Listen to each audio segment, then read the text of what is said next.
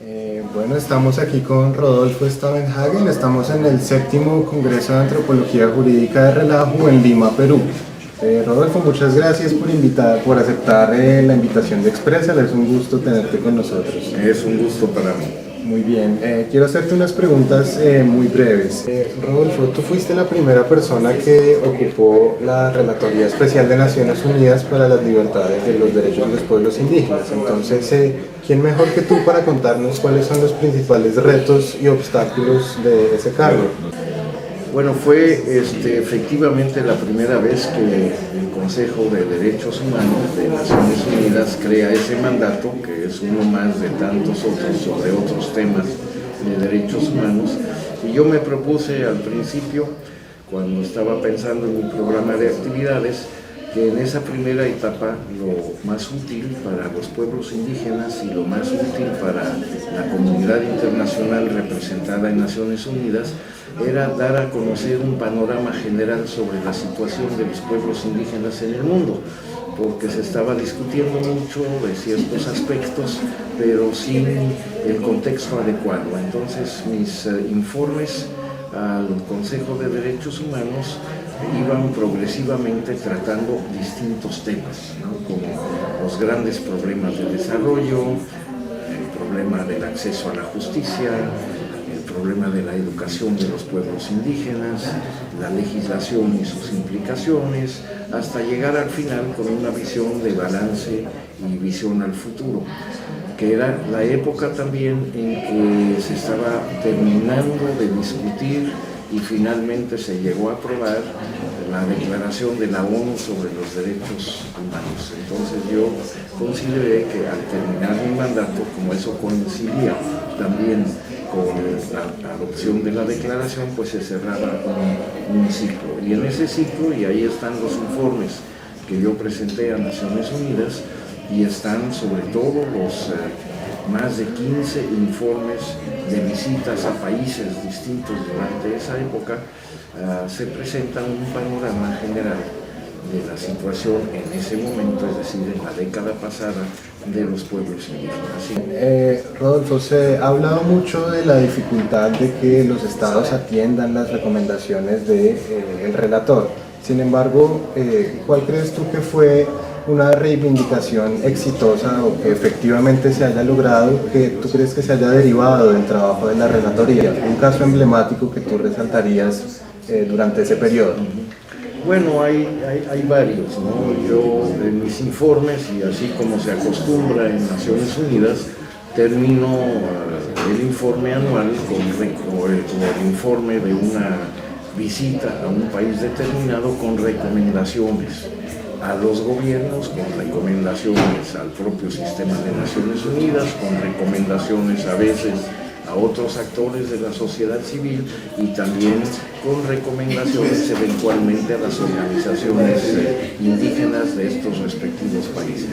El problema con el trabajo del relator es que el relator no tiene, una vez que termina y rinde sus informes, no tiene realmente información suficiente para ver si se han implementado las recomendaciones o el seguimiento que se le haya dado a las recomendaciones que en su oportunidad dirige a los Estados miembros.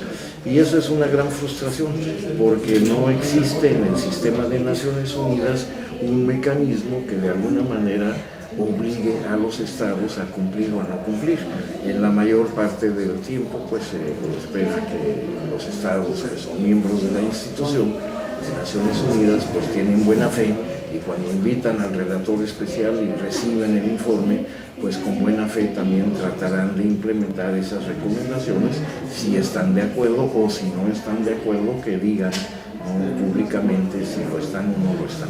Pero ese tipo de seguimiento no se da sistemáticamente en el sistema, se da solamente cuando se puede hacer otra visita de seguimiento, ¿verdad? Tal vez un par de años más tarde, organizada con los actores interesados, que significa básicamente el gobierno y las organizaciones indígenas, y se pueda tener un diálogo, ¿verdad?, con los actores para ver si ha habido implementación o no, o hasta qué punto la implementación de las recomendaciones. En algunos casos fue posible hacer ese tipo de seguimiento en Filipinas, en Guatemala, en Canadá, por ejemplo. En otros, las organizaciones del propio Estado organizaron sus observatorios sin la participación de Naciones Unidas, sin la participación del relator especial, para dar seguimiento a ellos mismos a esas recomendaciones. Y los resultados, cuando menos la información que me ha llegado, es que en algunos casos efectivamente hubo con muy buena voluntad cumplimiento por parte de los estados a tal o cual recomendación, y en otros casos pues no hubo eso, ¿no? Y entonces era muy difícil, o cuando menos no hubo información al respecto, y sigue siendo muy difícil para el relator especial y para Naciones Unidas decidir o evaluar si se ha hecho o no se ha hecho una implementación o una evaluación del seguimiento de las recomendaciones. Muy bien. Rodolfo, ¿de qué temas y de qué sectores provienen hoy las principales amenazas para los pueblos indígenas?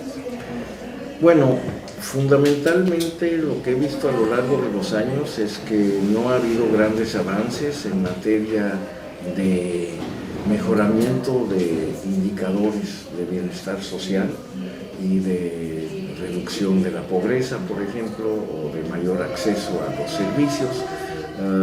En algunos casos sí, en otros no, pero la tendencia general no ha mejorado, y entonces ahí eso es un problema de políticas públicas y básicamente de presupuestos asignados por los estados o los gobiernos a las instituciones públicas que tienen a su cargo trabajar con los pueblos indígenas, ya sea en educación, en salud, en infraestructura, en agua potable, etcétera, etcétera. Pero hay otras amenazas que son mucho más graves, que son las amenazas a los recursos básicos de los pueblos indígenas, básicamente el recurso tierra, el recurso agua, el recurso bosques, que son básicos para la sobrevivencia de los pueblos indígenas. Y ahí hay fuertes intereses, ¿no? Tanto de tipo nacional como de tipo internacional, que han presionado desde siempre y siguen presionando actualmente a los pueblos y a las comunidades indígenas en materia de su acceso a la tierra, y se considera que esto es una violación seria a los derechos de los pueblos indígenas tal como ya están en los instrumentos internacionales. Y un tercer punto que proviene precisamente de empresas multinacionales que en los últimos años han emprendido campañas realmente considerables para apoderarse de los recursos del subsuelo en territorios indígenas a través de financiamientos internacionales con apoyo de los estados, ¿no?, que necesitan, digamos, estos recursos que pueden o las inversiones que puedan provenir de esos intereses, y que entonces distribuyen concesiones o franquicias o libertad de acción a empresas petroleras, a empresas mineras, etcétera, en territorios indígenas, con efectos nefastos sobre los derechos de los pueblos indígenas. Y esta situación ha creado focos de tensión muy fuertes en prácticamente todos los países, aquí en Perú, en Colombia, en Ecuador, en Chile, fuera de América Latina también, en los países asiáticos, en Camboya, por ejemplo, en Filipinas. Y hay muchísima información que llega a Naciones Unidas y llega al relator especial sobre estas muy serias violaciones a los derechos humanos. Esos son los focos principales. Muy bien, Rodolfo, muchísimas gracias por habernos acompañado. Pues muchas gracias, un placer, un saludo al auditorio de ustedes. Bueno, gracias.